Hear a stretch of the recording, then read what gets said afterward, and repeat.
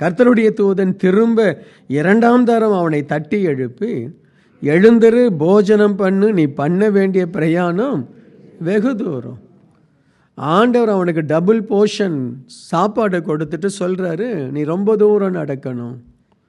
எலியா சாப்பிட்ட அந்த அப்பமும் அந்த தண்ணீரும் சாதாரண மனுஷனுக்கு அவ்வளோ தூரம் நடக்க பலன் தராது. ஏறக்குறைய 40 நாள் இரவு பகல் அவன் நடக்கிறான்.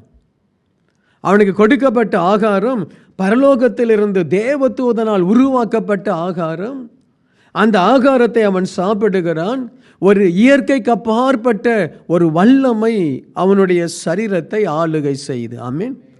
இந்த நாளிலே ஆண்டவர் சொல்றாரு, மகளே, மகனே, என் சமூகத்தில் நான் தர வாக்குத்தத்தம், நான் தர தரிசனம், என்னுடைய ஜெபத்தை பெற்றுக்கொள்.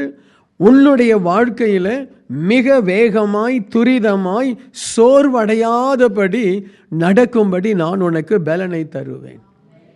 சில நேரத்தில் நம்முடைய படிப்பு நம்மளை ரொம்ப தூரம் நடக்க பண்ணாது. சில நேரத்தில் நம்முடைய எக்ஸ்பீரியன்ஸ் நம்மளை ரொம்ப வாழ்க்கையில் ரொம்ப உச்சிக்கு கொண்டு போய் நிறுத்தாது. தேவனுடைய தயவு வேணும்.